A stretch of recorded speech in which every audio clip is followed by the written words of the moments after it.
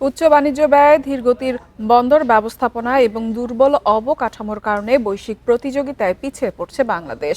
দ্রুত সংস্কার এবং বিনিয়োগ বাড়ানো না গেলে সরকারের $1 ট্রিলিয়ন অর্থনীতির লক্ষ্য অর্জন কঠিন হবে বলে মনে করেন বিশেষজ্ঞরা। শনিবার রাজধানীতে ঢাকা চেম্বার আয়োজিত গোলটেবিল বৈঠকে এসব কথা উঠে আসে। দেশের মোট বাণিজ্যের প্রায় 90% বেশি হয় চট্টগ্রাম ও মোংলা বন্দর দিয়ে। তবে কম দক্ষতা, উচ্চ বাণিজ্য খরচ এবং দুর্বল লজিস্টিক্সের কারণে 200-র বেশি সার্ভিস ও ফিচারে লেনদেনের সব বিকাশ অ্যাপে সম্ভব। বাংলাদেশ এখনও অবকাঠামোগত সক্ষমতায় পিছিয়ে আছে, যার প্রভাব পড়ছে সামগ্রিক অর্থনীতিতে। ঢাকা চেম্বারের আলোচনায় বলা হয়, বন্দরের লজিস্টিক্স খাতের খরচ প্রায় 48% পর্যন্ত পৌঁছেছে। অব্যবস্থাপনা ও বেশি সময় লাগার কারণে নির্ধারিত সময়ে ক্রয়াদেশ অনুযায়ী পণ্য সরবরাহ করা সম্ভব হয় না। এতে বাড়ছে উৎপাদন খরচ ও ভোগান্তি।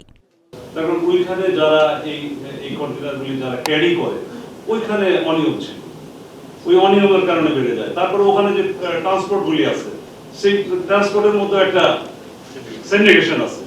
বক্তারা বলেন, দেশের রপ্তানি খাত এখনও তৈরি পোশাক শিল্প নির্ভর। চলতি অর্থবছরের জুলাই-মার্চ মাসে এ খাতের রপ্তানি 5% বেশি কমেছে।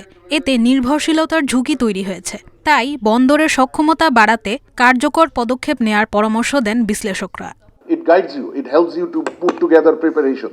কিন্তু এই অ্যাসপিরেশনে যেতে গেলে 7 to 8% গ্রোথ রেটে যেতে হবে, যেটা প্রাইভেট ইনভেস্টমেন্টকে 30% জিডিপির 30% নেওয়া ছাড়া, আর এক্সপোর্টকে বর্তমান জায়গা থেকে অনেক বাড়িয়ে তোলা তার কোনোভাবেই এটা ছাড়া সম্ভব নয়। বিশাল একটা অংশ কাজ করছে, তাদেরকে ধরে ধরে আমরা ট্রেন আপ করে আমরা তাদেরকে অ্যাক্টিভেট করি কিভাবে best service, high quality service, timely and high quality সার্ভিসটা আমরা নিশ্চিত করতে পারি।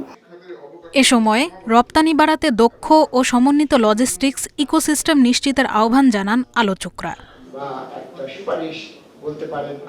আদ্রিতা রাইন, ইন্ডিপেন্ডেন্ট নিউজ, ঢাকা।